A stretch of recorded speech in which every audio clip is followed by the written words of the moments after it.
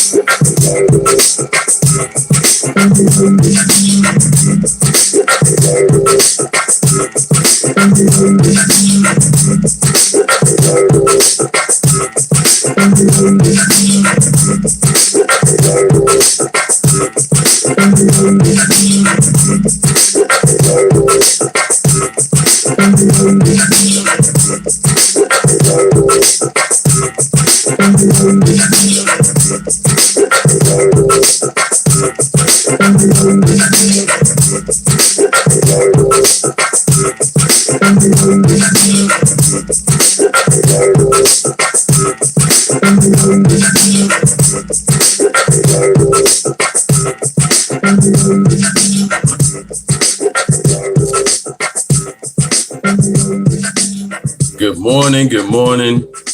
Happy Sabbath. Shabbat Shalom. Shalom.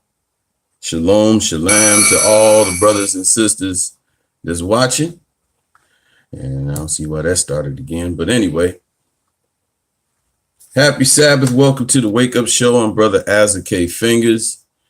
And today we're going to complete, hopefully, the part 2 of Bloodlines and Salvation. All right. I'm not going to do a recap of part 1 because that would take a half an hour to do. And I need to get through the rest of this. So everybody on Facebook, everybody on YouTube, and everybody on Periscope, I thank you for watching. Let's get started. Opening up first with Isaiah 28 for those that are new. Isaiah 28, we're going to start reading at verse 9. Whom shall he teach knowledge? Who is the he? This is the Lord. The Lord is the one that's teaching his knowledge, but let's see who he's teaching it to. Whom shall he teach knowledge, and to whom shall he make understand doctrine? Them that are weaned from the milk and drawn from the breast. That's speaking of the nation of Israel. All right. For precept must be upon precept, precept upon precept, line upon line, line upon line, here a little and there a little. So precept must be upon precept. You will have people tell you, you can't take this scripture and try to put it over here to make it fit for your doctrine. Now, some people do that, but it has to be sound doctrine. Has to be sound doctrine from the book. All right. Because people do twist scriptures to fit their agenda. But he also said line upon line, here a little and there a little. So you can read the book from top to bottom or from front to back. But there's a lot more messages that the Lord has when you do line upon line, here a little and there a little, precept upon precept. How is he going to do this? Verse 11. For with stammering lips and another tongue will he speak to this people.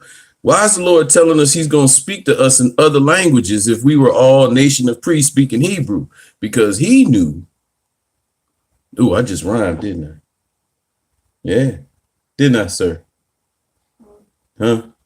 Anyway, he said that he was going to speak to us in other languages. He knew we were going to be that we were a stubborn people, and he was going to send us to the four corners on ships as slaves. So how else is he going to speak to everybody? He spoke to me in English. So I'm going to teach in the English. All right. So if you speak Spanish and someone's teaching in Spanish, that's another tongue. You don't necessarily have to learn Hebrew. You can do it if you want to. I don't kick against it. But like I always say, if you learn Hebrew, don't start kicking after the English. Don't all of a sudden start talking about, well, English is a pagan language and all of that. How you learned about God in that pagan language. Now you want to rebel against it because you still have hate in your heart for the white man. That's what it all really comes down to. And we're going to deal with that a little bit later today. Let's go to Isaiah 8, and we're going to start reading at verse 20. To the law, to the testimony, if they speak not according to this word, it is because there is no light in them. So someone has to speak when they teach. Remember, the Lord taught the nation of Israel to be king, to be a nation of priests. But then they're in different languages. I mean, different lands. He taught them in different languages. But how should they teach about the Lord? To the law and the testimony. That means from Genesis to Revelation. You can't just read and teach out the New Testament and forget the Old, or vice versa. Because if you do, there's no light in you. You must teach from Genesis to Revelation. That's the law and the testimony. Who actually did these things? Let's go to Revelation 14. Let's go to Revelation 14. And we're going to see who actually did exactly what the Lord said. They were called something that a lot of people like to call themselves today, but are they really doing it? All right. Revelation 14, verse 12. Here is the patience of the saints. What did the saints do to become saints? Here are they that keep the commandments of God, that's the law, and the faith of Jesus, which is the testimony of the law. When Jesus came in the flesh, he said, if you want eternal life, keep the commandments. He didn't say, I got something totally new and you could get rid of that. When he came in the flesh, he said, listen, the words that I speak, they are of my Father. This ain't my doctrine. That's what Christ said.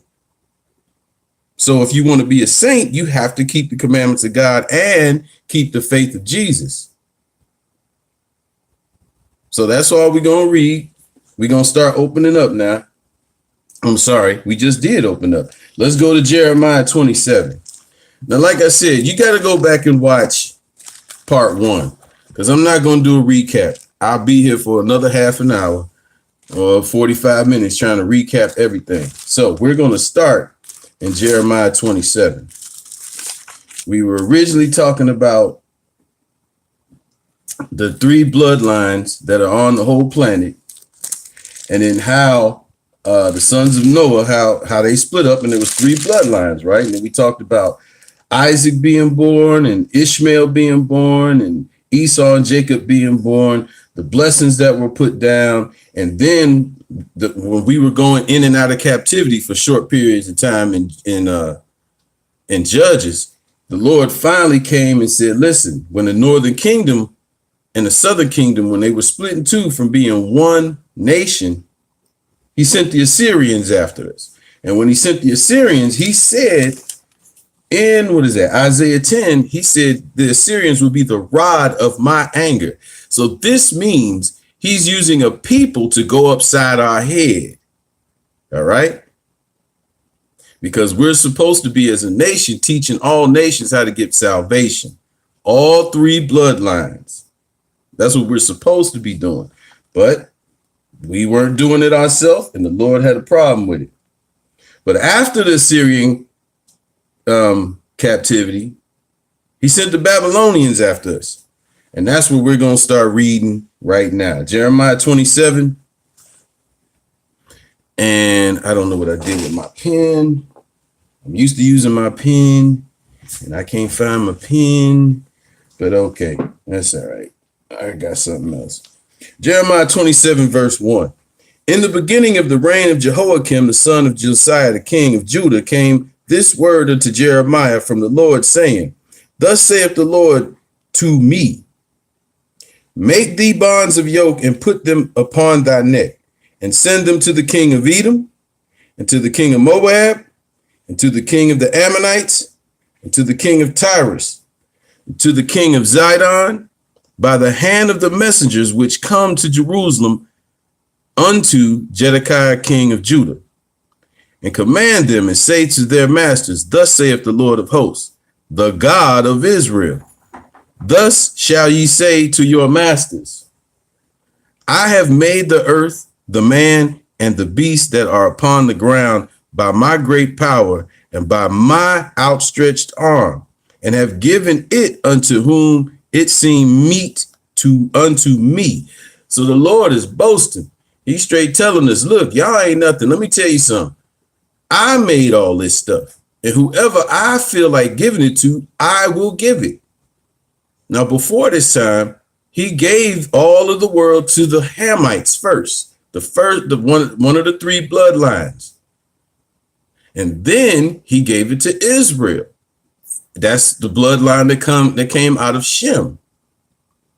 But because Israel messed up so bad, the Lord went straight to the Gentiles. And here's where it starts at with the Gentile dynasty. Verse 6, and now I have given all these lands into the hand of Nebuchadnezzar, the king of Babylon, my servant. Wait a minute, hold on. Nebuchadnezzar was considered his servant, but Nebuchadnezzar was an evil man. The Lord would put in office whomever he wants to put in office for his will, whether they are good, whether they are bad. This is one of the reasons you guys never see me kicking against number 45. Because the Lord is the one that will put kings or queens wherever he wants them to be for his purpose. Nebuchadnezzar was a Gentile. This isn't ancient Babylon with Nimrod. Now these are the Gentiles in Babylon, and he called Nebuchadnezzar his servant. Let's keep reading. And the beasts of the field I have given him also to serve him. This is why you need a license to go hunting. You need a license for almost everything. You go sneak off hunting if you want to, but if the people catch you, you gonna pay a fine or go to jail. Let's keep reading. And all the nations shall serve him. How many nations? All nations shall serve him, and his son and his son's sons, until the very time of the land is come, his land come. And then many nations and great kings shall serve themselves of him. It shall come to pass that the nation and the kingdom which will not serve the same Nebuchadnezzar, the king of Babylon, and that will not put their neck under the yoke of the king of Babylon, that nation will I punish. Now remember, he said earlier about his sons and his sons' sons. This is a continuance of the whole dynasty of the Gentiles. And any nation that does not serve the Gentiles, the Lord said he will punish them. So for all you radicals is talking about going up against governments, who established these governments? We reading. And he said, if anybody doesn't go along with the program of these governments, he will punish them. Now, let me put this in. As long as you are keeping the commandments of God and the government is trying to keep you from it, you stick to the government, to the government of God. You stick to the commandments of God. You can read that in the book of Daniel. When Daniel, there was a decree to say, hey, you can't go out and pray or petition. You got to petition. You got to let us know. You got to get that license to pray to your God. And Daniel was like, I'm praying to my God regardless. And the Lord saved him. But he said here, if you ain't serving these Gentile nations, he's going to punish you. And we can look to Africa and see so many times there was uprisings and people saying, no, we ain't doing this. And the Gentiles went in there and took care of business. Let's keep reading. Saith the Lord, with the sword and with the famine and with the pestilence, until I have consumed them by his hand. That's all that was happening over there in Africa. There's always some Hamites or Israelites rising up talking about this is our land. But what did the Lord say? He gave all this to the Gentiles. Verse 9, therefore hearken not ye to your prophets, nor your diviners, nor your dreamers, nor to your enchanters, nor to your sorcerers, which speak unto you, saying, ye shall not serve the king of Babylon. So when we get these activists, certain types of activists, let me put it that way, that say that we should rise up, I advise y'all to wise up. If you're talking about rising up in the knowledge of the Lord, I'm totally with you. But if you're talking about rising up to with arms to go up against these governments, you on your own, brothers. You can call me a coon or a chicken all you want to. I know who I'm fighting against if I do that. And you should know as well. Verse 10, for the prophecy is a lie unto you. Oh, this is the Lord speaking. He's the one saying it's a lie. These prophets that come up and say, oh, what was that campaign a couple years ago? Wait a minute. Hold on, y'all. I used to talk about it all the time. Oh, justice or else. If anybody know what that campaign was a couple years ago amongst our brothers that serve another God.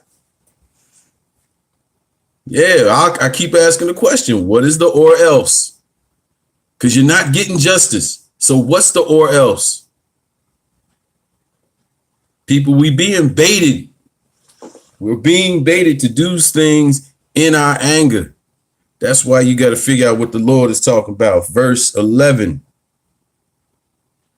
Let's start at 10 again. For the prophecy is a lie unto you, to remove you far from your land, and that I should drive you out. Ye should perish. But the nations that bring their neck under the yoke of the king of Babylon and serve him, those will I let remain still unto their own land, saith the Lord.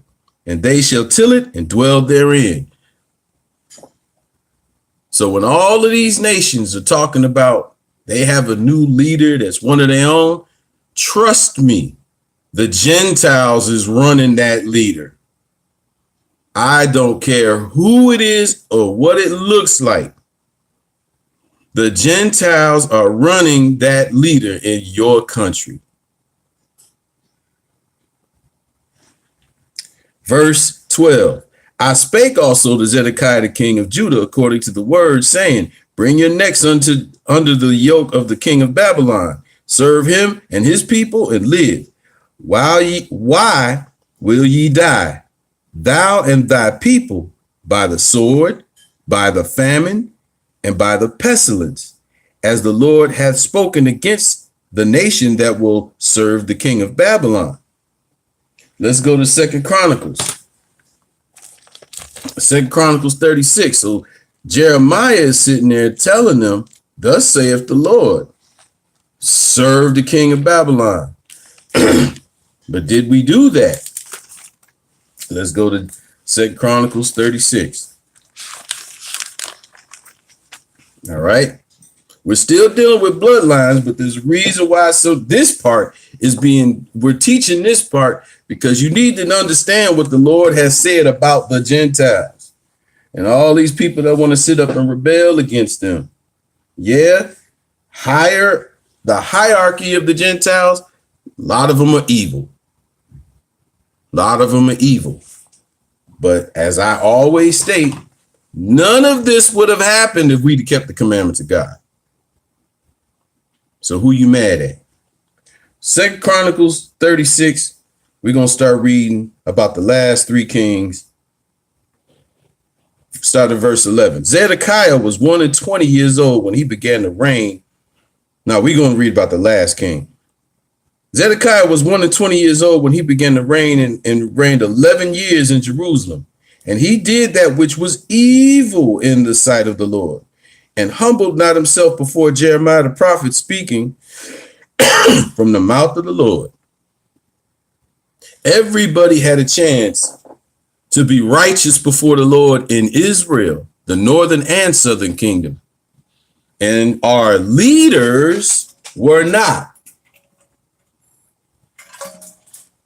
And if the leaders are evil, and the people look at the leaders and think they're righteous, most of the people will do wrong. But the ones that are keeping track what the Lord is saying, they're like, man, listen, this is what the Lord say. Let's keep reading. 13. And he also rebelled against the king of Nebuchadnezzar, who had made him swear by God, but he stiffened his neck and hardened his heart from turning unto the Lord God of Israel. Before all of the chief priests and the people transgressed very much after the abominations of the heathen, and polluted the house of the Lord, and which he had hallowed in Jerusalem. So now the people became evil because the leader was evil. Verse 15. Yeah, we just go there.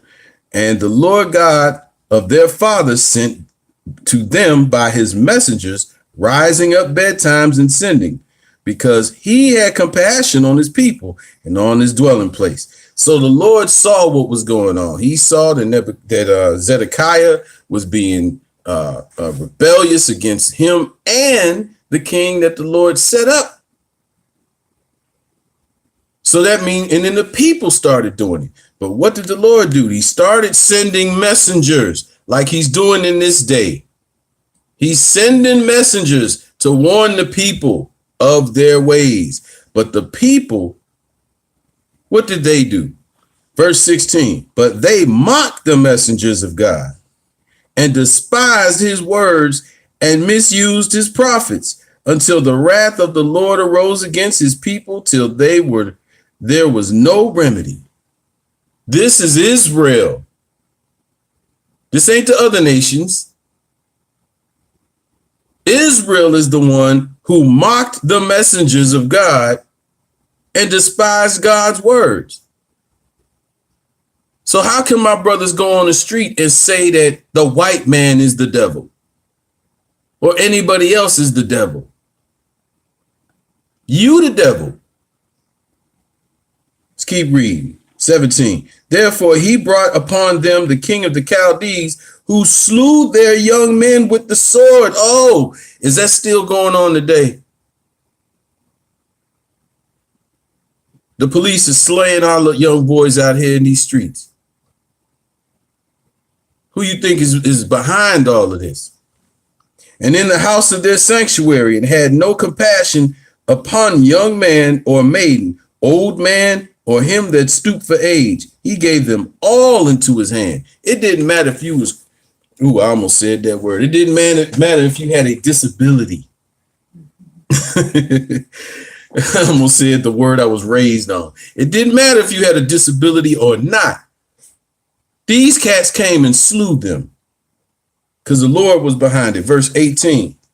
And all the vessels of the house of God, great and small, and all the treasures of the house of the Lord, and the treasures of the king and of his princes, all these he brought to Babylon. He took everything away. Nebuchadnezzar did. But who was behind it? The Lord. And they burnt the house of God and brake down the wall of Jerusalem and burnt all the places thereof with fire and destroyed all the goodly vessels thereof. And them that had escaped from the sword carried he away to Babylon, where they were servants to him and his sons until the reign of the kingdom of Persia. So now we starting another long captivity with the Gentiles this time. The Lord told us that he was going to do this.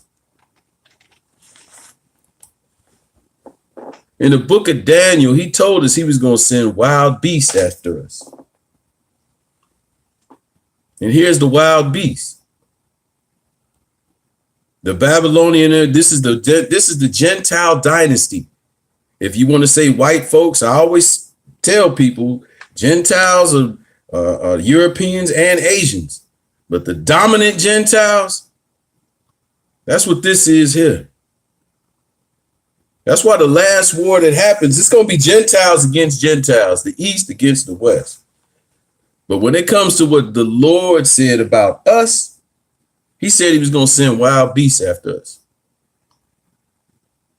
So we see the Babylonian power is the lion. You can go in Hosea and read it too. Hosea 13. The Medo-Persian Empire. Now we just read where he said you were going to be with the not the Gentiles. You were going to be with the Babylonian Gentiles until the Persian Gentiles came. Here's the bear. Right after that, the Greek Empire. We know about Alexander the Great conquering and going and beating the Persian Empire. More Gentiles. And then after him, after he died and everything got split into 4 sections, the Roman Empire came. And unto this day, we're still under the Roman Empire. But this is the Gentile bloodline. This is what they were doing. Let's go to Ezekiel 4. Let's go to Ezekiel 4 and find out something else the Lord said about us. Ezekiel 4, and we're going to start. We're only going to read one verse. We're going to read one verse, man. Ezekiel 4, verse 13. Wait a minute. I'm in 14. I'm sorry.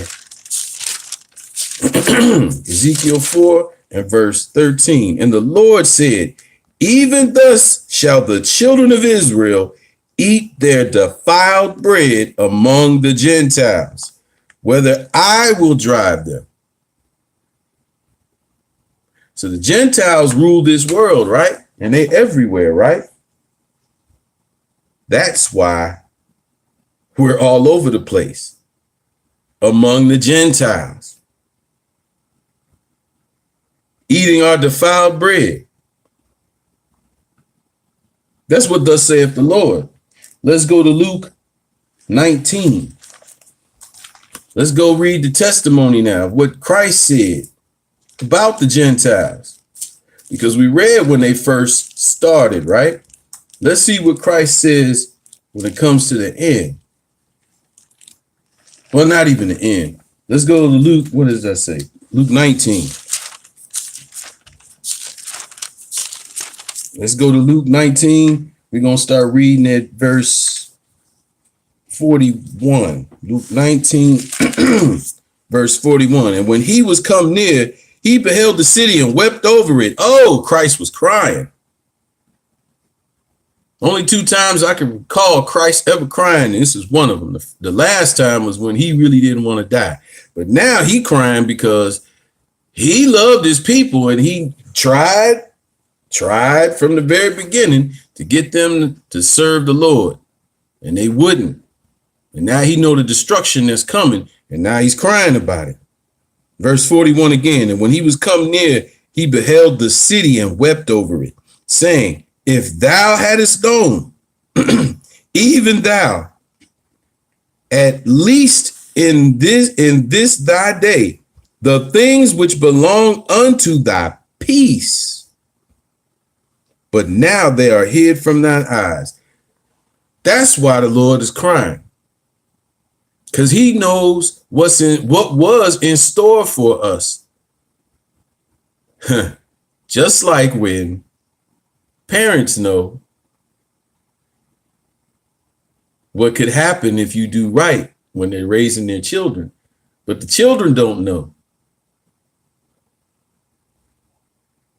And then when bad things start happening, Parents be crying as well, especially mothers. 43, for the days shall come upon thee, that thine enemies shall cast a trench about thee and compass thee round about and keep thee on every side. A lot of Hebrews like to read and see the Lord said your enemies. The only reason we have enemies is because we did not keep the commandments, laws, and statutes of God. Because in King Solomon's day, we had the blessings in its peak, and none of our so-called enemies came after us. None.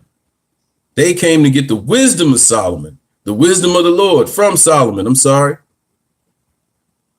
And they could have all came together if they wanted to, just to ransack and take everything. But they knew the Lord existed and was protecting us. So even though we have our enemies against us, who's sending our enemies? We just read in part 1 and today. Who's sending the enemies? So I can't hate the enemies, and I can't hate who's sending the enemies. I got to look at myself. Keep reading, verse 44. And shall lay thee even with the ground. Oh, they killing folks. And thy children within thee, and they shall not leave one in thee one stone upon another, because thou knewest not the time of thy visitation. Notice it says they shall not leave in thee one stone upon another. Well, here's my question. What is that great wall of, the Wailing Wall? They say that's a part of the city or the temple. Here, Christ said not one stone will be upon another. Let's go to Luke 24. But he said your enemies, right? Who are the enemies? Let's go to Luke 24 and read. Luke 24. Luke 24 and 14. Luke 24 and verse. Wait, let me make sure. Did I write that down? Right. I think I wrote it down. Might be Luke 23, because I do that looking at the top of the book sometime. Yeah, hold on one second, people. Let me do a check here. Nah, I wrote something down wrong. 24 and 14. Nah, that's not right. That's not right. Just hold on one second, people.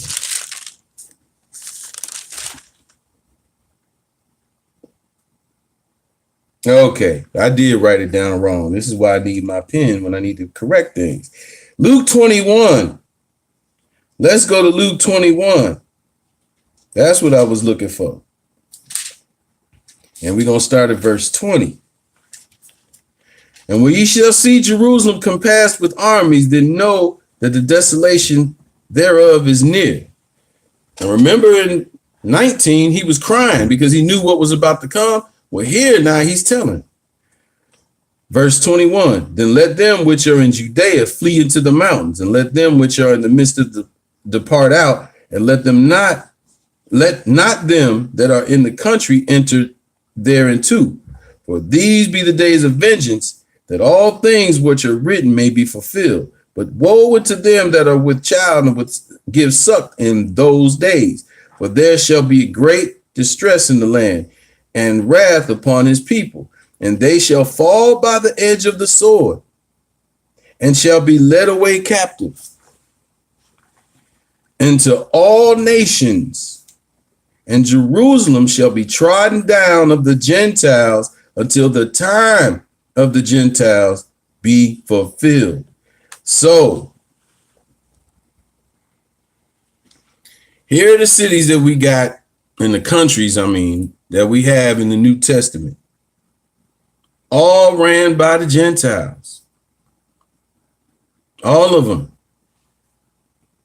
Right here in verse 24, he says that Jerusalem will be trodden down of the Gentiles until the times of the Gentiles be fulfilled.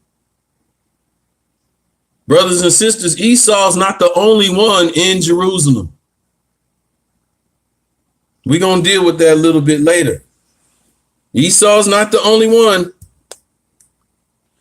that's trodden down Jerusalem to this day. Let me rewrite this. Thank you, daughter. Luke 21, 20 through 24. Let's keep going. This is what happened in 70 AD. We just read about the destruction of Jerusalem that happened in 70 AD.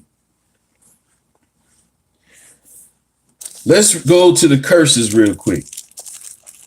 Deuteronomy 28, because this has to do with 70 AD. We were told about this in the curses way before it happened.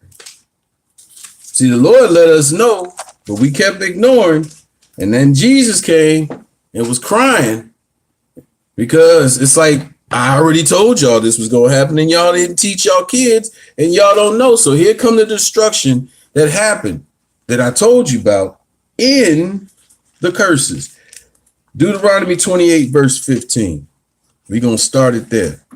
But it shall come to pass, if thou wilt not hearken unto the voice of the Lord thy God, and observe and do his commandments and his statutes, which I command thee this day, that all these curses shall come upon thee. Skip to verse 52.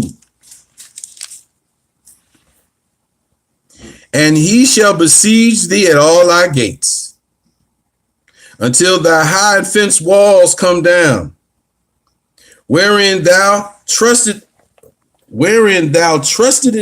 throughout all thy land, and he shall besiege thee in all thy gates throughout all thy land, which the Lord thy God hath given thee. 53.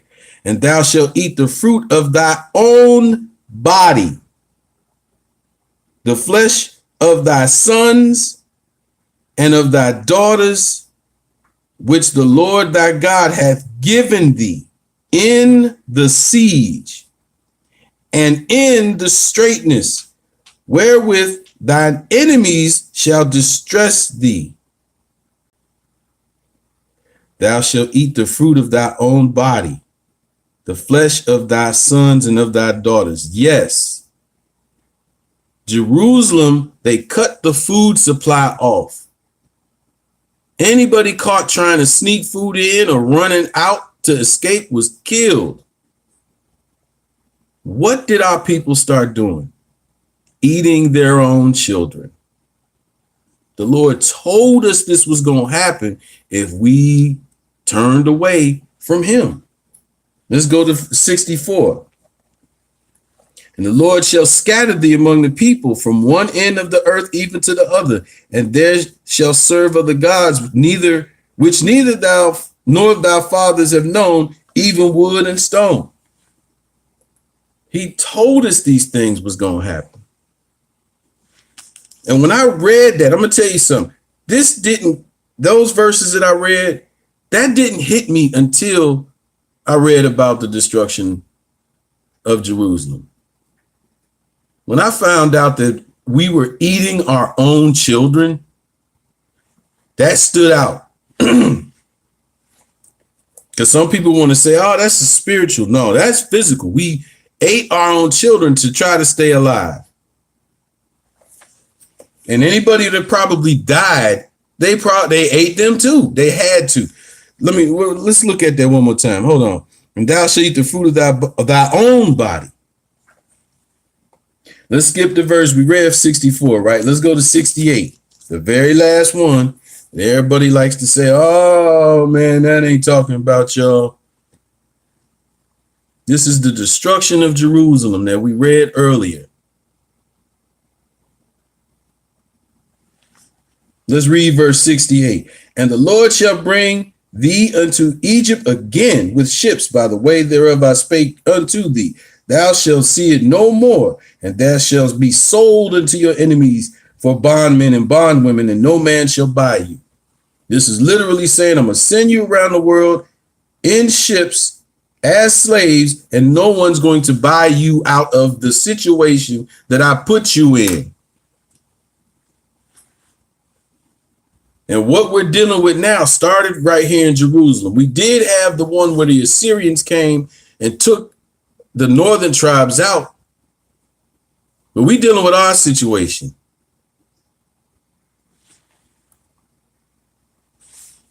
This is what was happening if you were caught trying to escape.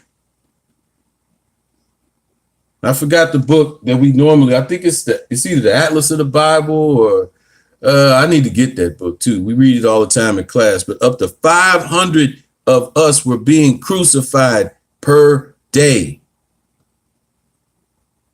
by our so-called enemies. But who sent the enemies?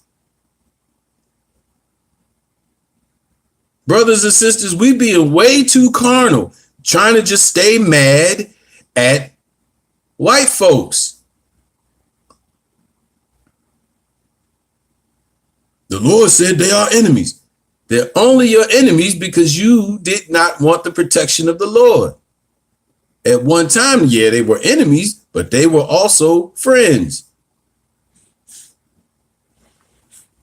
They came to you to ask you, how are y'all being blessed?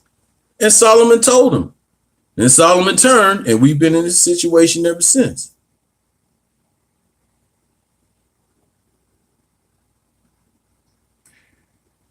So what we're going to do now is we're going to keep going. So when some had escaped, what you see here is a map. And it's actually, if you see at the bottom, and if you've watched my other videos, it's a map of the migration of the refugees from the collapsing of the Assyrian Empire in 605 BC, according to the Yoruba tradition. All them brothers and sisters that's in West Africa, south of the Sahara Desert, the majority of them are Israelites. If you saw the 400-year prophecy lesson that I've done, I showed where the Hamites, here, let me get my anorexic hand. The Hamites only occupied this part of what we call Africa. Nobody was here. But when we escaped Assyria, we all knew, hey, go south, young man. So we went south. We know not to go north. Why? Because we know that's where the Gentiles at. So we went and we could hide amongst the amongst the Hamites, but some of them kept going, went through the Sahara Desert. Some traveled down the Nile River and went here. Timbuktu is in this area.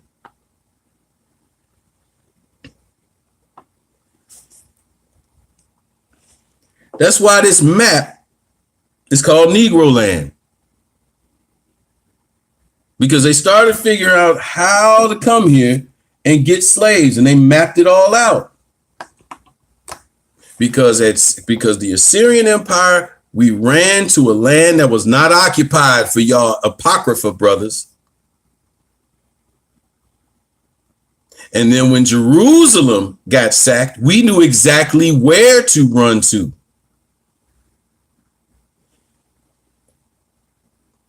But that didn't stop West Africa. This is Bantu homeland, right? But we kept going south. I guess some of our brothers was like, hey, we still too close to these Hamites and these Gentiles. They occupied the rest of Africa. Trying to run. And that's why to this day, I always ask this question. Why is this the region that always has famines and droughts? Why doesn't this happen in Egypt and Libya? Why does it happen here all the time? Because we read earlier, if you do not submit unto the Gentiles, this is what the Lord said he was going to do.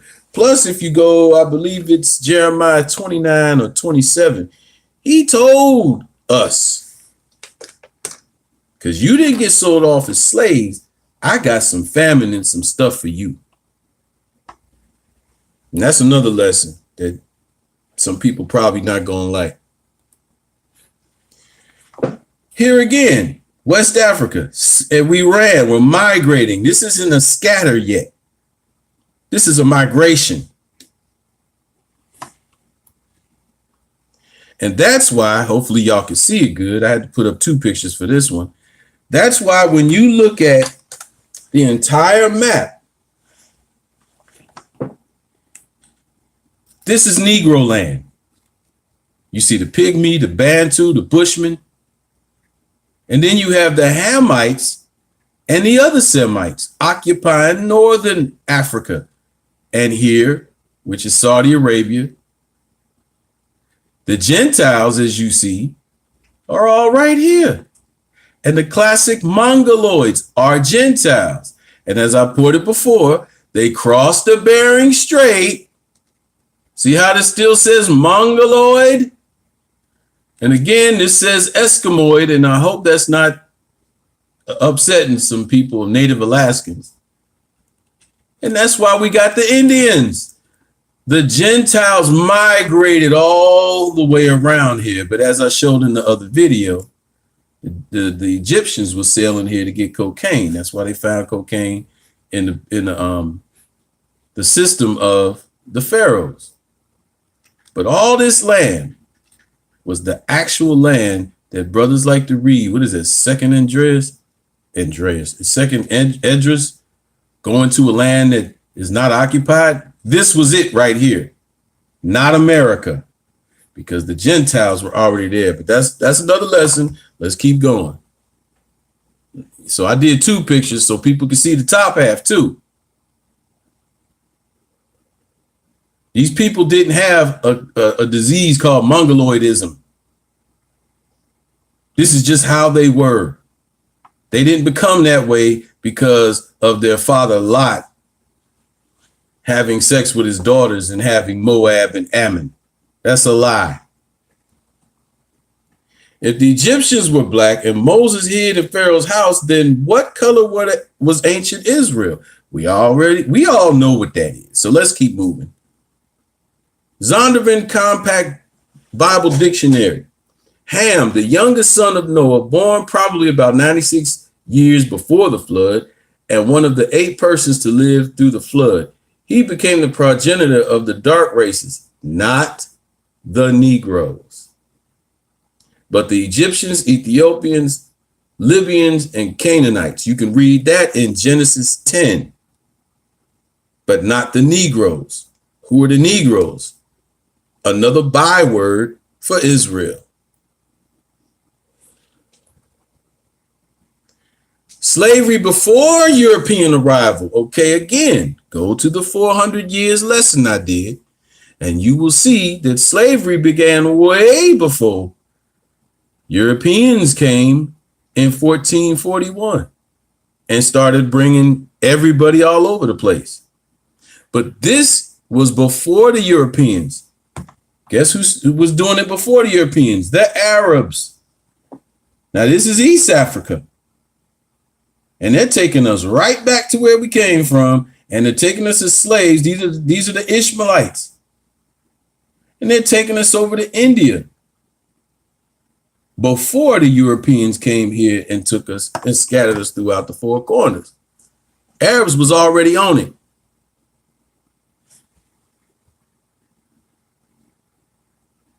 This is a tribe. I'm not going to play the video today, but this is a tribe in India. All right, called the cities.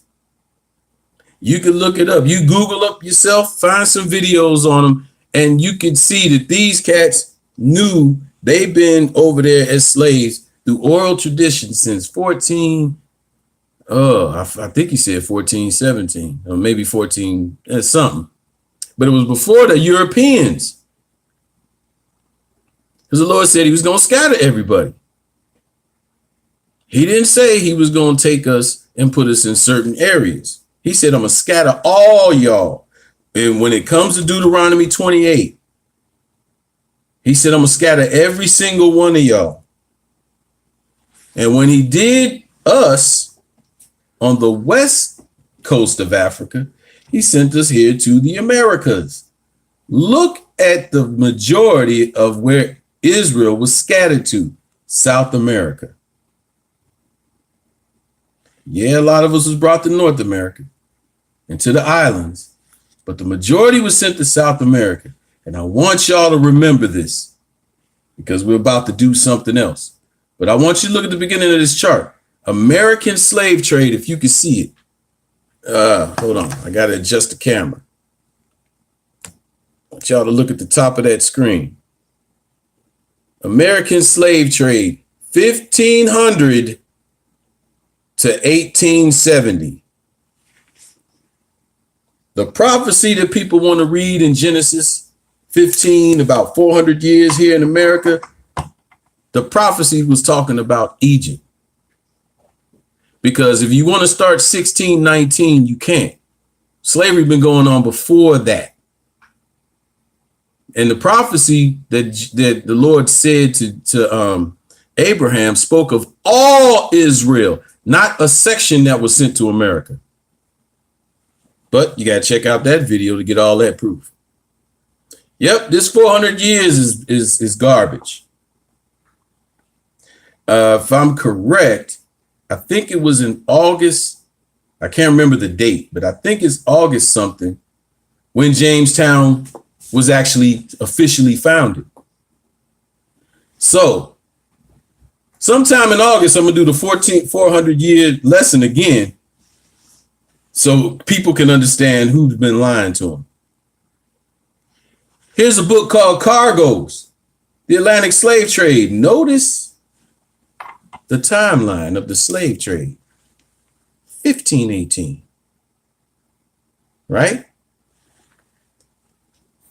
That's not 400 years. That's 500 years. So when we see this lie, I'm just praying some people don't fall away from the truth because they've been told a lie and the government is trying to help that lie be established. But speaking of lies, speaking of lies, even from our own Hebrews, let's get in to this. Let's play a video of someone confessing a lie. And I pray that my video, because this is an old computer, but it's the only one that's keeping all the pictures big. And I pray that it doesn't crash while it's playing the video because it has been known to do that. Let's watch this video, everybody. Come on, don't act up on me. Here we go. Pay attention.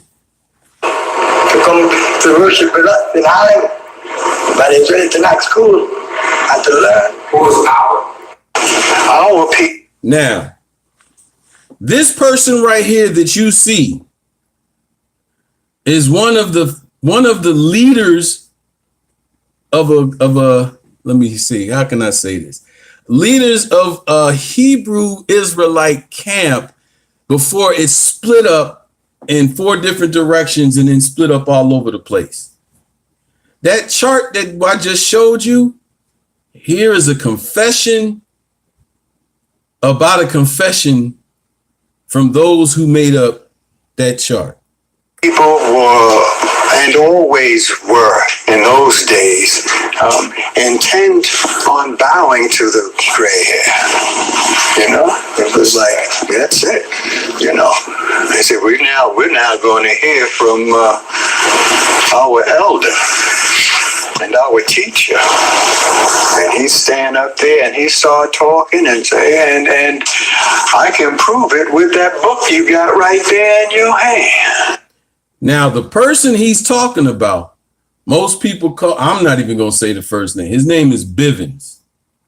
All right. So let's see what this brother here that was there back in the days is confessing. You know, and anyway, that was a great experience. I went up there a couple times. And one time we were over there and they had the charts up.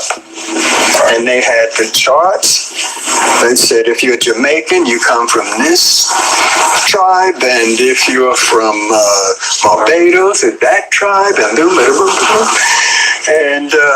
read the book, said, hey, come on, Pop. Hey, what is, you know that ain't right. He said, of course, Daddy, I know that's not right. He said, but that's the hook. That's how we get them into place, and we wire them up to what's true. How are you going to start off with a lie and tell people truth? Isn't that what Satan did? Didn't Satan mix lies with the truth? Well, that's what happened as well. I'm going to play this one more time. Hopefully it don't freeze up. I'm going to play it one more time because now there have been so many brothers and sisters that have put out videos about the 12 tribes chart being true or being false. But we're hearing it from a mouth of a person who was there and heard the confession from Bivens. And now it's telling the truth about the 12 tribes chart. We were over there, and they had the charts up. And they had the charts that said, if you're Jamaican, you come from this tribe, and if you're from Barbados, it's that tribe, and read the book, said, hey, come on, Pop. Hey, what is, you know that ain't right. He said, of course, Daddy, I know that's not right. He said, but that's the hook. That's how we get them into place, and we wire them up to what's true. You can't. It's a hook. Did you hear what the brother said? He said, this is a hook to get them in. So everything started off with a lie. And it's been continuing ever since. I've never read anywhere in the book where the Lord said, I'm going to take this tribe and put them on this island. I'm going to take this tribe and put them on this piece of land. Let's read what the Lord said from the very beginning. Deuteronomy 28, verse 64, one more time. And the Lord shall scatter thee among all people from the one end of the earth even to the other, and there shall serve other gods which neither thou nor thy fathers have known, even wood and stone. He told us from the very beginning, I'm going to scatter you unto all nations from one end of the earth to the other. But these brothers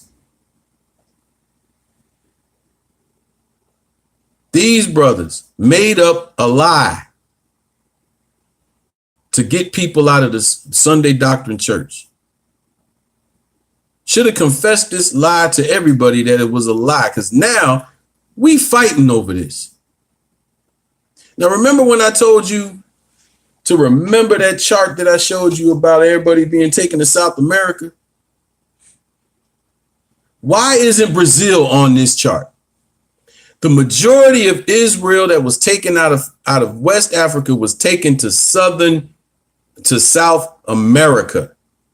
But with all of these 12 tribes charts, for those that don't know what it's saying, you can read it right there. Let's read it together. Judah is supposed to be us, the Black Americans. Benjamin is supposed to be the West Indian blacks. So let me tell you something, boy. That means Paul was a Jamaican or something. Paul walking around the earth talking about, look here, boy. What you say to me now? Me show you this word of Jesus Christ. Yes, man. All right, let's keep going. Levi supposed to be the Haitians. Ephraim is the Puerto Ricans. Manasseh is the Cubans. Simeon is supposed to be the Dominicans. Zebulon is supposed to be Guatemala to Panama, the Mayans. The Mayans are Gentiles. Gad is supposed to be the Native Americans. Reuben is supposed to be the Seminole Indians. That's funny because my mother's side of the family is Seminole, but just the black side. So I must be Judah and Reuben at the same time. Anyway, let's keep going. Asher is supposed to be Colombia to Uruguay, the Incas. The Incas are Gentiles. Issachar, Mexicans, the Aztecs. The Aztecs are Gentiles. Naphtali, Argentina and Chile. This is how you know the Lord is real. Because these liars forgot all about Brazil. All of the slaves were taken to Brazil and scattered through South America, but you totally forgot about Brazil. That's why this chart is false. It's a false doctrine, and we need to get back to what thus saith the Lord and stop fighting over this. And brothers and sisters that believe in this chart, you cannot prove this chart by going to the blessings that were given among the 12 tribes and say this is it. Because again, nowhere in the book did the Lord say, I'm going to take you from here and I'm going to put this tribe on this island. I'm going to put that tribe on that island. And I'm going to put this tribe over here on this piece of land. And I'm going to put them over here. Because what's going on now, our brothers and sisters that's in Africa are saying, well, hey, what about us? And that's why this chart, see, the Lord is amazing, man. He exposed stuff, all right, but we're going to keep on going. This is the reason why I believe the chart was made, besides it being a lie to get people to come in. Because my thing is, why in the world why would you make a chart to hook people in to come hear the truth?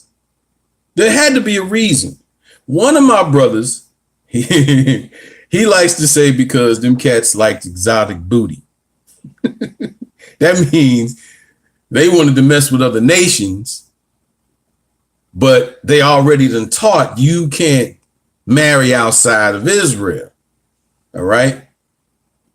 I got 3 lessons on interracial marriage you can check out too on all my channels. All right.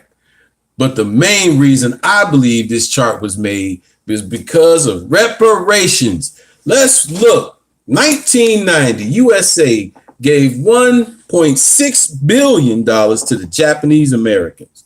In 1900, Austria, the people that call themselves Jews but do lie, got 25 million. 1988 in Canada, the Indians and the Native Alaskans got 250,000 square miles of land in Canada. It says Indians, and it does say Eskimos, but I'm going to say Native Alaskans or Canadians. 1988, Japanese Canadians got 230 million. 1986, USA pays 32 million to the Ottawas of Michigan. 1985, the United States pays 31 million to the Chippewas of Wisconsin. 1985, USA pays 12.3 million to the Seminoles of Florida. Now, like I said, my mother side of the family is the Seminoles. They're from Florida. But we ain't get nothing. Why? Because the Native Americans, and this is not a hate message, the Native Americans, like, they ain't us. Everybody knows who they are except you. That's one of the reasons why I believe this chart was also made, this 12 tribes chart. 1985, 105 million go to the Sioux of South Dakota. In 1980, USA pays 81 million to the Clackamas of Oregon. In 71, USA paid 1 billion and 44 million acres of land to the Alaska Natives. 1952, we know about Germany with the $82 million to the German Jews, the Ashkenazi, the people that call themselves Jews but do lie as well. But in 1856 till now, USA and the UK has paid $0 to the African descendants. $0. We have not received anything. Remember the Seminoles, you can get a book called Black Indians. The Seminoles were runaway slaves that intermingled and protected Florida. And then when when the colonies took Florida, they gave Spain $5 million and said, Florida is ours. That's how it became a state. Then they went in there and got all of the Seminole Indians who were black and made them march to Oklahoma and other places. Some stayed there, some escaped and stayed there. But the whole reason I believe the 12 tribes chart was made, besides lying to the people in order to get them to come into the churches, was this right here. Because if you paid the Indians or the Native Alaskans or the Sioux or the Seminoles or the Chippewas or the Ottawas, if we say that they're Israel, they got to pay us too. But the Lord is like, brothers, you can try that all you want to. You African descendants, you get zero money. You could try to fool the people, but you can't fool the Lord. You can't. That's why this is the true 12 tribes of Israel scattered chart. Because what did we read in Deuteronomy 28? The Lord shall scatter thee among all people from one end of the earth to the other. There are Israelites here in Russia. And we don't see them. He says scattered.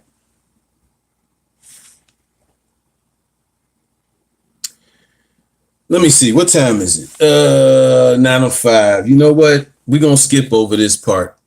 I was going to read. You can read Genesis 36, that chapter on your own when it comes to the descendants of Esau. Okay? But I don't want to do a part 3, so we're going to skip over that. But I'm going to show these charts, though. So we know that Esau's dominion and kingdom was right here. The Lord said he was going to make it a wasteland and a desert and all that, right? So, you can also read the book of Obadiah, too. So all of this right here is the land of Israel at one time. All the different tribes, piece of land, inheritance. Edom is down here. All right. Now, when we were taken out, Edom moved in. Remember what we read earlier about 70 AD being scattered and the Gentiles was going to come in? The Gentiles were the ones who came and took us out, right? Then Edom moved in and called himself Idumea. Now, let me say one more thing. For those that like to say the white man is all Esau, why did the Lord say in Obadiah, when you saw Esau, the white man, come and take away the and make captives out of my people, you chose to go in there and help the white man? So how is Esau the white man? Food for thought. So now you got Judah, Samaria, Galilee. You got Idumea down here. Esau straight moved in, was like, hey, Idumea. Yeah, I'm going to have to go fast with this. This right here, which we're going to read about, we can all go to Psalms 83 just to be prepared. Go to Psalms 83. This is when all the nations that we're going to read about in Psalms 83 came together against Jerusalem. All our enemies, right? But who sent all these enemies against us? Let's read Psalms 83. And we're going to start reading at verse 1. Keep not thou silence, O God. Hold on thy peace. Hold not thy peace, and be not still, O God. For lo, thine enemies make a tumult, and they that hate thee have lifted up the head. So the Lord got enemies too, right? So the Lord has sent his enemies, which was our enemies, against us. Ain't that a trip? I'm going to send my enemies against the people that I love because they won't listen to me. Verse 3, they have taken crafty counsel against thy people and consulted against thy hidden ones. They have said, come and let us cut them off from being a nation, that the name of Israel be no more in remembrance. Let me give you a little jewel, people. When you read this, let me see, where is it at? Keep your marker here. Let's go back to the curses. No. Go to Deuteronomy 32, because I want to show people something. Remember the same way the Lord scattered everybody and he sent everybody against us, and now these people are having crafty counsel? A lot of Hebrews like to sit up and say, hey, see, they crafty counsel, they evil, they do it. Let's read something. Go to Deuteronomy 32, read verse 26. This is what thus saith the Lord himself. I said, I would scatter them into corners, and I would make the remembrance of them to cease from among men. Now let's go back to Psalms 83. And what did it say? They have said, come and let us cut them off from being a nation, that the name of Israel may be no more in remembrance. The Lord said he was going to do that first, and he put that spirit on these nations. Stop being mad at other people when this is your own fault, Israel. Who are these nations? The tabernacles of Edom, the Ishmaelites of Moab, the Hagarenes, Jebal and Ammon and Amalek, the Philistines with the inhabitants of Tyre, Asser also joined with them. They have helped the children of Lot, Selah. Skip to verse 12. They've all said this. Verse 12, who said, let us take to ourselves the houses of God in possession. So this is what they decided on their own. They decided to come together because the Lord said, I'm gonna scatter you. But then they decided we're gonna take the houses of God in possession. This is where they messed up. Let me see what the next one is, because I really don't want to deal. Okay, yeah, here we got the Ishmaelites. Now, if you go to, I can't remember where it is about Ishmael. Where's Ishmael? All right, Ishmael's son. You can go to, what is it, Genesis 25, and check out the sons of Ishmael. Now, we got Abraham. We know Abraham had Isaac and Jacob and Esau, the Edomites over here. But on this side, we got Hagar, right? That's Ishmael. Ishmael married an Edomite, right? And we got Nebajoth of the Nabateans, who are Ishmaelites. Then you got other Ishmaelites. But look at this. Side note, King Herod the Great was an Edomite.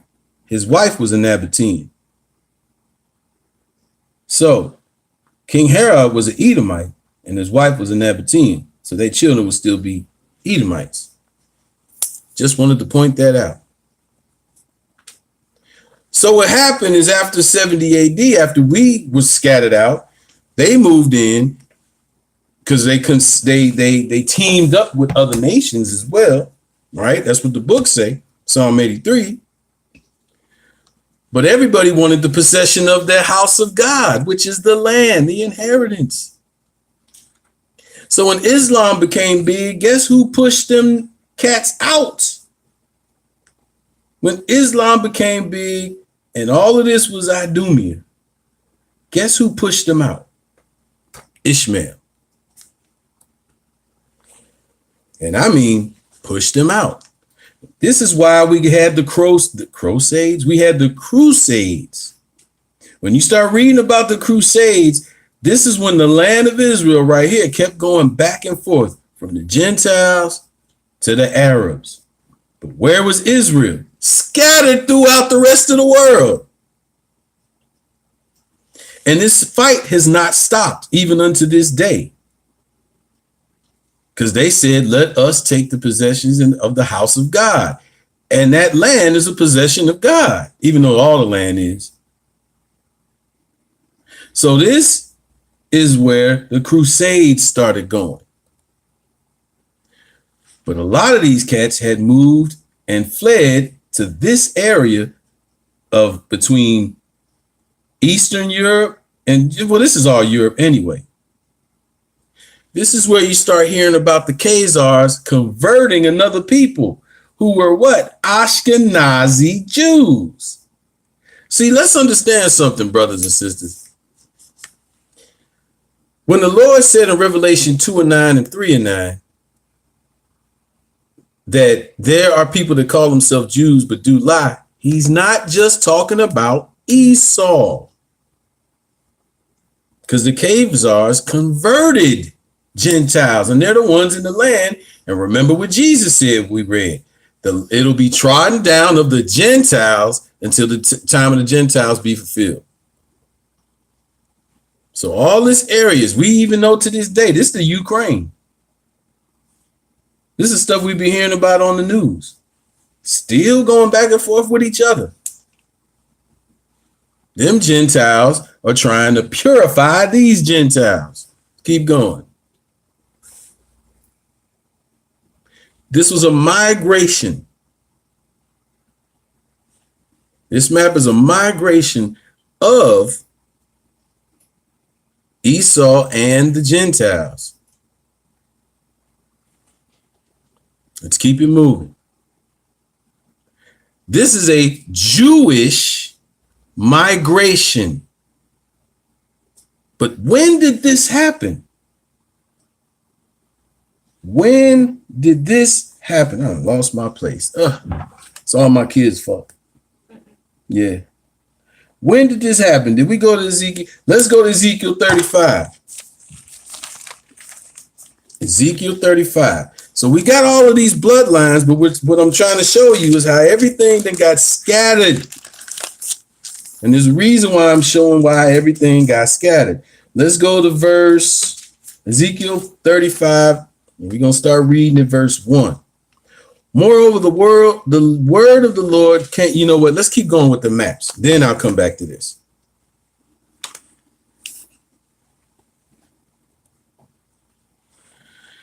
Jewish migration to the United States.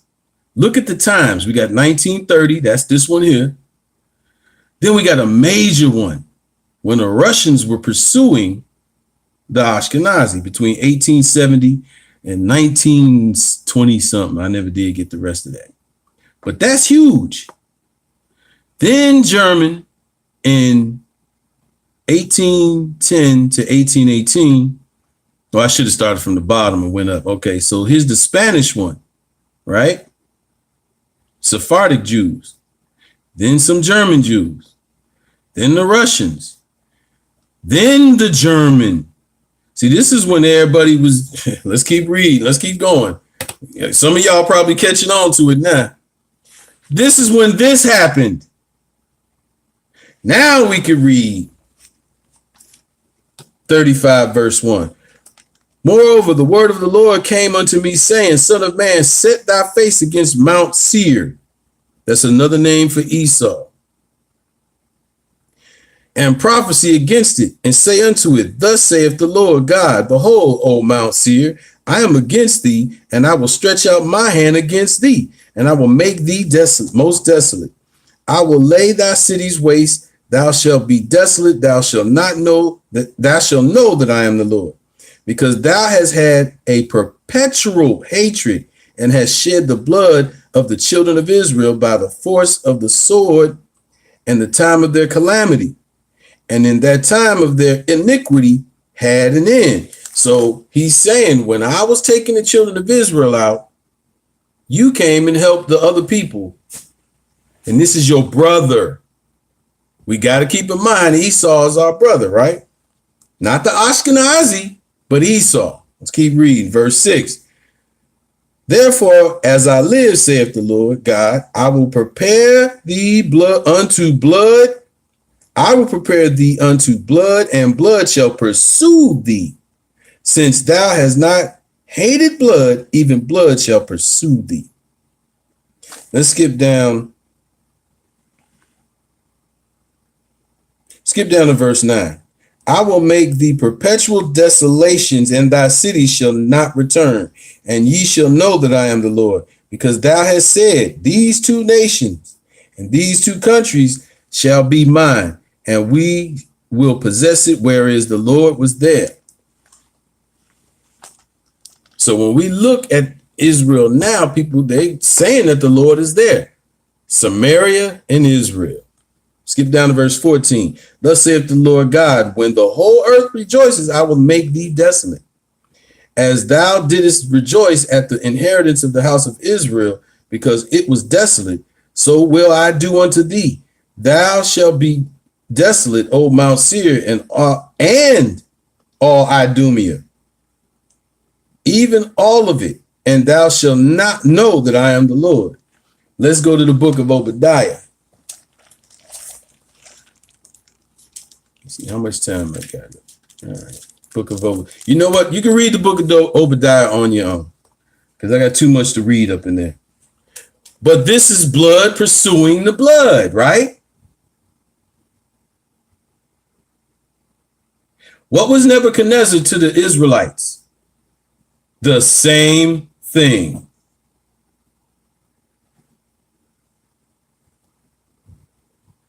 This is what was going on. See, they migrated because their blood was pursuing them. This is when everyone started fleeing. Remember we showed that most of Idumea came up into this region, and they converted the Ashkenazi. Want to know why somebody had a problem and this happened?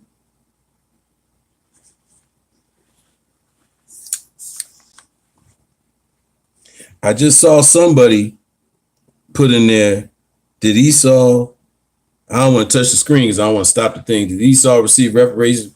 Yes, he received reparations, because who's paying Esau? Esau and the Ashkenazi.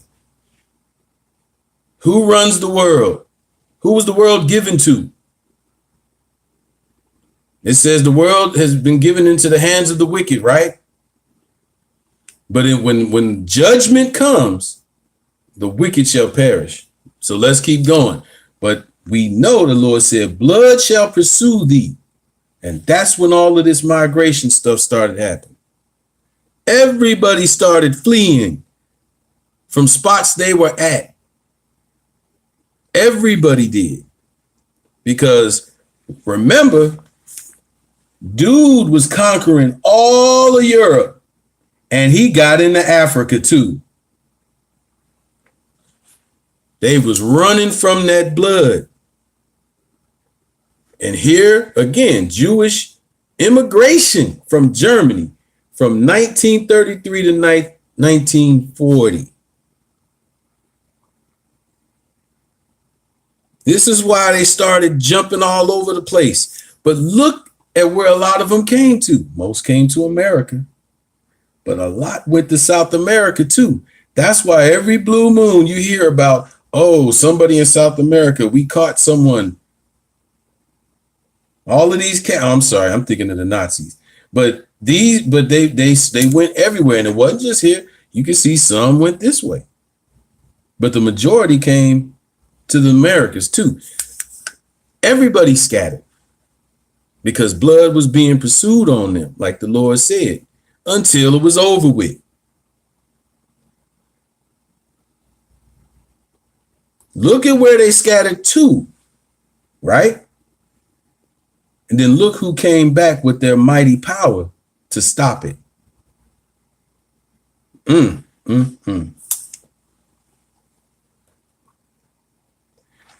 So this is the land of Israel right now.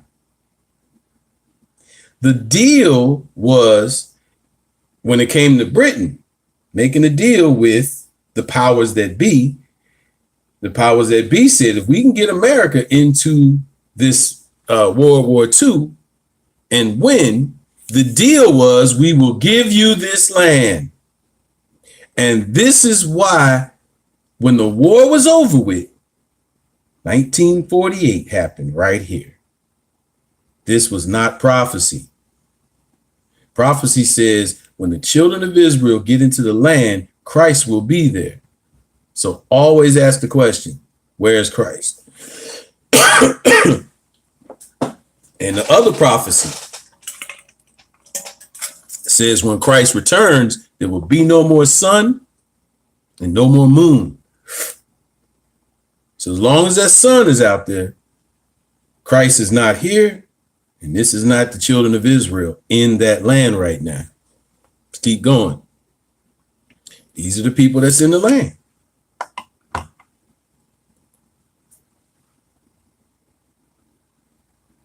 And I know some people are like, man, this is a hate message. No, this is a guide to who is who, according to scriptures, and where mostly everybody is at right now. That's right on YouTube, Brother Mikael says David will be there too. Where's David? Ashkenazi is a German word that describes German descent. That's why they speak Yiddish, a German language mixed with Hebrew. Biblical Israelites are not descendants of Europe. Biblical Israelites are not descendants of Europe. One more time. Biblical Israelites are not descendants of Europe. They can also be traced back to the Khazarian tribes of Russia. Remember, I showed you the Ishmaelites pushed Esau out. Esau ran north and then converted the Ashkenazi, who are Gentiles. The Lord knows what's going on. He called it in from the beginning. That's why to this very day, the Gentiles are in the land, trodden it down until Christ come back. They also can be traced back to the Kharzan tribes of Russia prior to migration to Germany. The Bible reveals the true European bloodline of Ashkenaz, and you can go back yourself in Genesis 10 and read who Ashkenaz was a part of. The Gentiles, not Esau. So when the Lord does come back, let's go to Revelation 11. Let's go to Revelation 11. Revelation 11, we're going to read 2 verses. And there was given me a reed like unto a rod, and the angel stood, saying, Rise and measure the temple of God and the altar, and them that worship therein. But the court which is without the temple leave out, and measure it not, for it is given unto the Gentiles. And the holy city shall be tread underfoot 42 months. That's 3.5 years.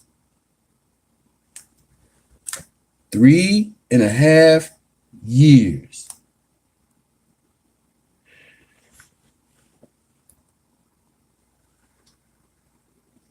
Let's go to 2 Kings 5.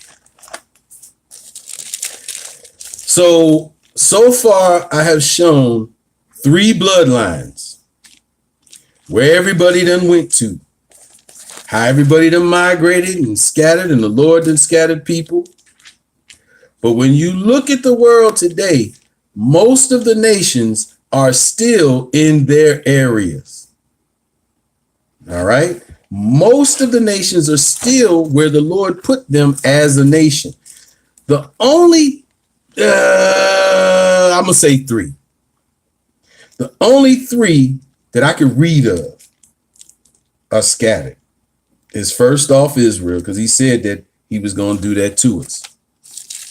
We've already looked and saw how Esau done ran and done blended in with people, and now they all over the place too, right? And we also can read in the book where the Lord said he was going to scatter them Egyptians too. But there's a difference between scattering the Egyptians and scattering Israel. We were scattered on slave ships. Because there's a lot of Christian apologists that will bring up, yeah, the Egyptians are scattered too, but he told Israel how he was going to scatter them. Now, the reason I'm showing this picture, let's start reading 2 Kings 5 and verse 1. Now Naaman, captain of the host of the king of Syria, was a great man with his master and honorable, because by him the Lord had given deliverance to Syria. He was also a mighty man of valor, but he was a leper. And the Syrians had gone out by companies and had brought away captive out of the land of Israel a little maid, and she waited on Naaman's wife. But she said unto her mistress, would God my Lord were with the prophet that is in Samaria, for he is recovered. He would recover him of his leprosy. So Naaman had leprosy. All right. It was talking about a prophet. Let's skip down to verse 9. Because I want y'all to understand something when we get done with this chapter. Down to verse 9. So Naaman came with his horses and with his chariot and stood at the door of the house of Elisha. And Elisha sent a messenger unto him, saying, go and wash in Jordan 7 times, and thy flesh shall come again, and thou shalt be clean. Let's skip down to verse 20. Naaman did all of this. All right. Maybe I should read it. Hold on one second, y'all. Yeah, let's start at verse 20. But Gehazi, the servant of Elisha, the man of God, said, behold, my master has spared Naaman this Syrian in not receiving at his hands which he hath brought. But as the Lord liveth, I will run after him and take somewhat of him. So Gehazi followed after Naaman. Now, okay, yeah, in the middle of this, after what Naaman went, did exactly what Elisha said to do, and he was cured. He offered him some money for his services, but Elisha was like, no, I'm not taking it. So now we're going to read about Gehazi. Let's start at verse 21 now. So Gehazi followed after Naaman and went, and when Naaman saw him running after him, he lighted down from the chariot to meet him and said, all is well. And he said, all is well. My master has sent me, saying, behold, even now there become to me from Mount Ephraim 2 young men with the sons of the prophets. Give them, I pray thee, a talent of silver and 2 changes of garments. Skip down to verse 25. But when he went in, he stood before his master. Now Gehazi standing before Elisha, because Gehazi lied. He went out there and said, hey, pay me for what what my master did for you. So now let's finish reading this chapter. But when he went in, he stood before his master, and Elisha said unto him, whence comest thou, Gehazi? And he said, thy servant went no whither. He just lied to his master.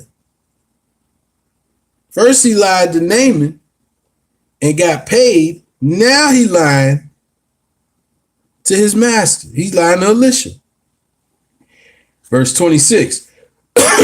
And he said unto him, went not mine heart with thee when the man turned again from his chariot to meet thee? Is it a time to receive money and to receive garments and olive yards and vineyards and sheep and oxen and maidservants and men servants and maidservants? The leprosy of Naaman shall cleave unto thee, and unto thy seed forever. And he went out from his presence as a leper, white as snow. There are two types of leprosy, people. There's clean leprosy and there's unclean leprosy. Clean leprosy, you can look like this brother right here.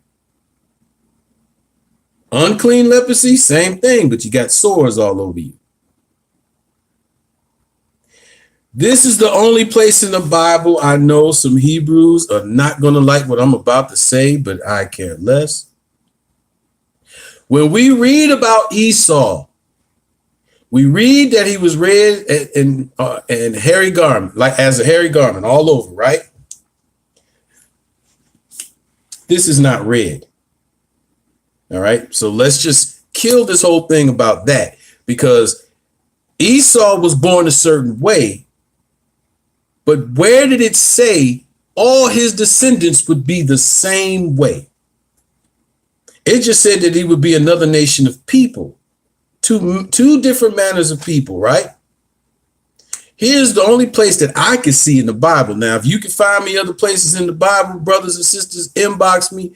But this is the only place in the Bible where someone was put with a curse that made their skin white as snow and said their descendants would have this forever. Let's read it again. The leprosy, therefore, of Naaman shall cleave unto thee and unto thy seed forever. And he went out from his presence lepers as white as snow. But what was Gehazi? An Israelite. Yes, sir. He was an Israelite.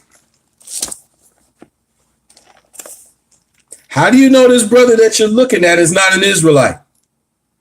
How many brothers are just looking at the carnal outside and saying, this dude is Esau, or this dude is a white man? Come on, raise your hands. Everybody raise their hands, man. I've done it in the past. Come on, we can all admit it. At one point, we look at the outside and judge the person from the outside. What I try to do these days is really look at like the Father does, their heart, their actions, what's coming out of their mouth. Because you don't know. This dude is Israel. And if you're going around, I ain't saying this dude, I'm saying Gehazi's descendants are Israelites, but they have the leprosy forever. And no, it's not albinoism, because albinoism hits everybody. It's not just with one race. It hits everybody. Right? So besides that, when brothers are on the street talking about, they looking at a white person talking about you, the devil, and all of that stuff, how come they won't say that about this brother here? If this brother was to walk into a camp, brothers would be like, oh, my brother, my brother. And everybody knows that Bob Marley's father is a Gentile and he's white. And the majority of the brothers that's on the street yelling at people will play this brother's music. Come on, man. Y'all will play this brother's music, man. You don't know who is Israel. You know Israel by the curses, most definitely. But there are some who don't look black. And then you got black folks who are really Gentiles. Remember, everything is about your father, right? Bob Marley's father is a Gentile. I forgot if he's English or German. I think he's English. But with the quickness, this brother was to walk into the camp, you'd be like, hey, my brother, my brother. A lot of y'all teaching that white man is the devil doctrine got Gentiles in your camp. Some might be just as dark as me. As a matter of fact, I know a sister I know a sister who is Ashkenazi and is as dark as I am. If she walked into y'all camp, y'all be trying to holler at her and everything.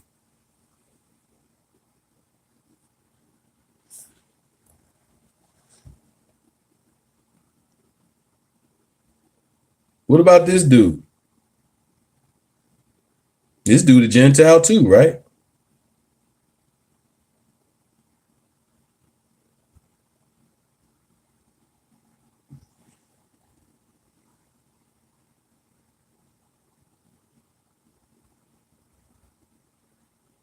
What about Eartha Kitt? She revealed that her father's white. He a Gentile.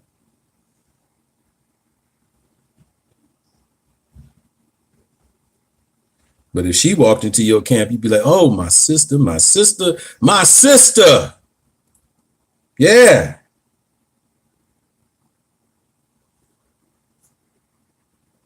Marcas. Oh, Marcas. As fine as she was, boy, you would be like, come on, sister, but she is a Gentile. Yep. The original Catwoman was well, I don't know if she's the original, but Catwoman is a Gentile. So every Catwoman that was played in Batman series was Gentiles.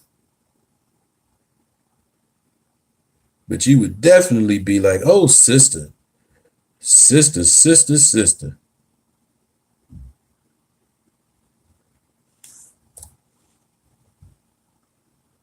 Anybody know who this is? She's Hebrew. She's Israel.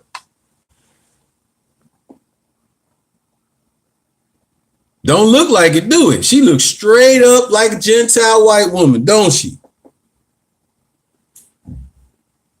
You ever heard of Carol Channing? Probably you don't know because you probably haven't seen her early work. But those that are my age remember this woman. Well, no, it's still her, still Carol Channing, still looking like she white, right? She starting to look familiar now as she got older. Looking straight up like a white woman, right? Like a Gentile. That's Carol Channing. Diamond Jara Girl's best friend. That's who sang that song. And she is as white as Gentiles.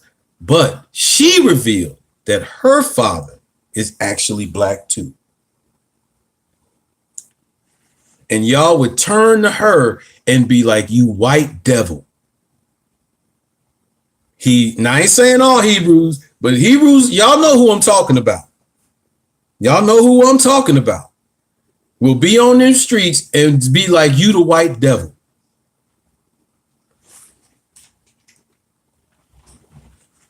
Here's a bunch of folks here.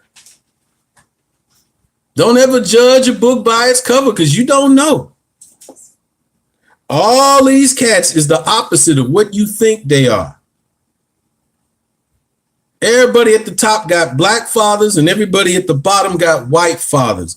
So if someone's saying, well, we got to find out what your father is, or we got to find out what your grandfather is, that means nothing.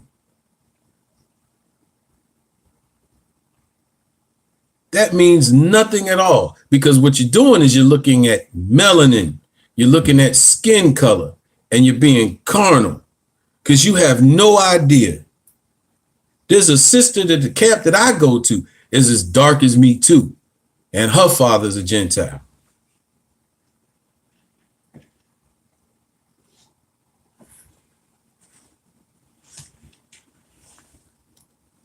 Her father is a Gentile too. All of these people that look a certain way that you would think they're one thing, they are another.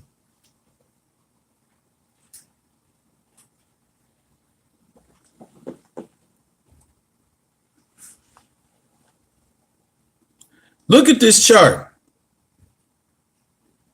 Who is an Israelite? It's probably hard to see on y'all screen. So let me get my trusty pointer here. This girl here would be well, look, I'm gonna say Gentile, but they're gonna say Edomite on here, right? Okay. This boy is an Israelite. This boy is an Edomite. And this girl is an Israelite. Now, let's start with the first part. This boy is an Israelite. Remember, you are the seed of your father, right? So he married an Edomite and they had a kid. Kid got a little lighter. And then that child, who's an Israelite, married another kid that was an Edomite, got lighter. And as it keeps going down the hill, look what happens at the end at the bottom. This cat is still an Israelite. All of this pale white skin, red hair, all of that stuff. His father's father is an Israelite. But we keep looking at skin. Same thing over here with the opposite way. This boy is an Edomite. He married an Israelite. They had a light-skinned boy or a lighter boy. He marries another Israelite. Have another light-skinned boy. Going all the way down, if they keep marrying darker, because remember that gene keeps getting darker and darker, we got a boy right here that's dark-skinned. That's an Edomite or a Gentile. I'm not going to put them together. So who is the Israelite in this picture? A or B? If you carnal, you going to automatically say B. But you don't know.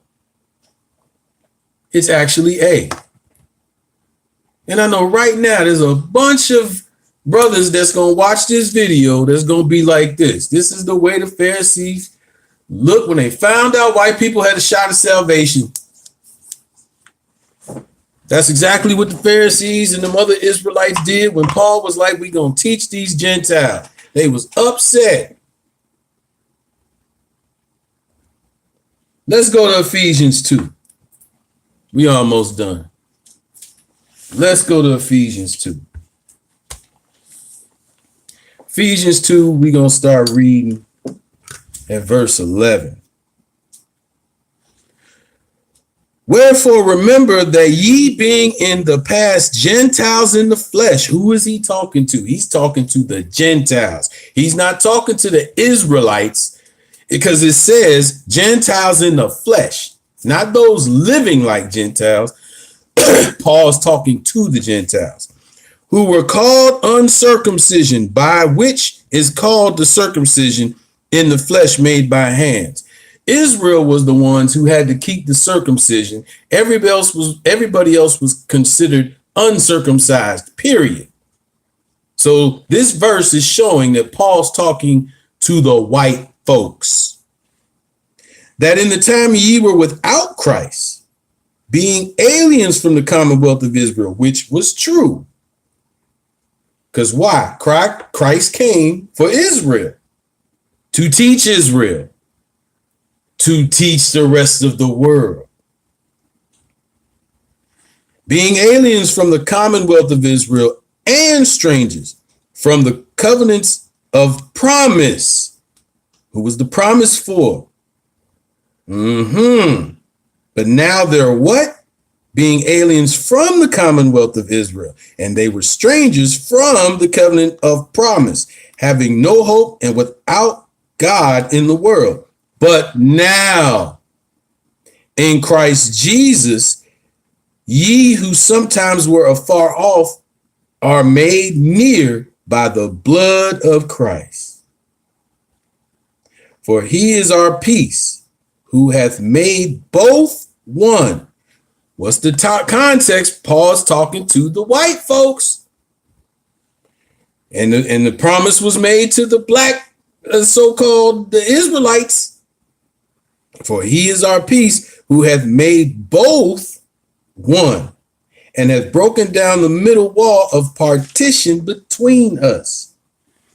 Skip down to verse 18. For through him we both have access by one Spirit to the Father. Now therefore ye are no more strangers and foreigners, but fellow citizens with the saints. Are you serious? Come on. You mean to tell me if white folks or anybody else keeps the commandments of God and the faith of Jesus, they are fellow citizens with the saints? Oh, come on, man. This got to be a typo. That's not what's being taught on the street. That's not, well, at least by the majority of Israel out there yelling this. This is saying you are fellow citizens with the saints and of the household of God. But what did the saints do? Kept the commandments of God and the faith of Jesus. So if anybody keeps the commandments of God and the faith of Jesus, they can become a saint too. They're fellow citizens with the saints and of the household of God. Oh, they're part of the household of God too. Wow. Wow. Verse 20. And are built upon the foundation of the apostles and prophets. So all of you Gentiles and all you Israelites that are saying that you're not supposed to keep the commandments and laws of God, what did it say that this foundation was built upon? Of the apostles and prophets. Not just the apostles, not just Paul. It said, and are built upon the foundation of the apostles and prophets, Jesus Christ himself being the chief cornerstone. In him all the building fitly framed together groweth under a holy temple of the Lord, in whom ye also are builded together for the habitation of God through the Spirit. That's what says the Lord. Isaiah 56. Let's go to Isaiah 56. Paul is telling the white folks there was a wall between us. Jesus only came to teach us about the promises and all that, but he has now commissioned us to go out there and teach the rest of y'all. And it was meant to happen because back here in Isaiah 56, we're going to read what thus saith the Lord himself.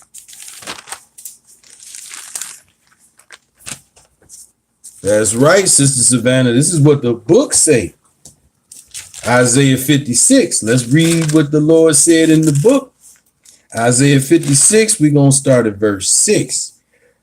Also the sons of the stranger that join themselves unto the Lord, to serve him and to love the name of the Lord, to be his servants, everyone that keepeth the Sabbath. Wait a minute, hold on. Everyone that keep the Sabbath from polluting it and taketh hold of my covenant. So he's saying the sons of the stranger. No, this is not the northern tribes. This is all of the sons of the strangers who were not Israel.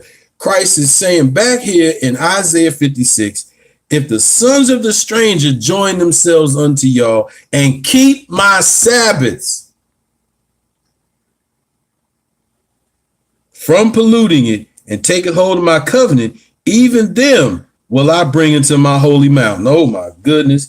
And make them joyful in my house of prayer. Their burnt offerings and their sacrifices shall be accepted upon my altar, and my house shall be called a house of prayer for all people. That's what thus saith the Lord. We have looked at all the bloodlines. We have looked at how at least two nations are scattered all over the place, and how everyone intermingling, the seed stays with the father. no matter what color you are. So if you out there yelling, you could be yelling at an Israelite, telling them you ain't getting into the kingdom. The Lord's looking at you for that. While you look at another brother who probably isn't an Israelite and saying, oh, my brother coming to the Lord's house of prayer. Let's read verse 8. And the Lord God, which gathereth the outcast of Israel, saith, yet will I gather others unto him, besides those that are gathered unto him. Wait a minute. Hold on. The Lord is saying that I'm going to gather the outcast of Israel, but I got to gather more. Well, who is the more? Let's go to St. John 10. It's the last place. St. John 10, because Christ said that in Isaiah. Now we're going to see him say it again over here in the flesh. Because there's too many Hebrews talking about Christ only came for Israel, period. And that's it. Well, let's read what Christ said. St. John 10, verse 14. St. John 10, 14. I am the good shepherd. I know my sheep and am known of mine. As the Father knoweth me, even so know I the Father. And I lay down my life for the sheep. So yes, he's talking about Israel. And his sheep know him. Now, let's see what he say about the other nations. And other sheep I have. Other sheep I have, which are not of this fold. Oh, we got sheep that are not a part of Israel. There's more sheep out there. Them also I must bring, and they shall hear my voice. And there shall be one fold and one shepherd. Oh. From the law and the testimony. We just read from the law and the testimony what Christ said about his house being a house of prayer for all people, not just Israel. So we done went over the bloodlines. We done went over how everybody been scattered. We have now seen how everybody has a shot at salvation, whether you are Israel or not. We have now dismantled the 400-year prophecy and also dismantled the false 12 tribes chart. But I might do another video on that in detail. But we know there's only 3 bloodlines on this whole entire planet. You either from Shem, Japheth, or Ham. You could be a part of a nation that came out of that, but there's only 3 bloodlines. And every single bloodline has a chance for salvation. The Lord is not saying, hey, I know I split y'all up into 3 different directions and all that stuff, but these are only people, the most stubborn people on the planet. Those are the only ones I'm going to save. Come on, man. He's saving everybody who wants salvation. Everyone who wants to be saved has to do what he said to do. And that's it. That's all it comes down to. So, with that being said, I thank y'all. Please share the video. Y'all have a happy Sabbath. Shabbat Shalom. I'll see y'all next time. All grace. I didn't say it at the beginning of this thing. Oh, sorry, Father. All grace, all honor. I thank the Father in the mighty name of Jesus for his knowledge, wisdom, and understanding. I'm glad I ain't finished this video before saying that, because all the glory go to the Father. So thank y'all for watching. Go ahead and share the video. Have a happy Sabbath, y'all.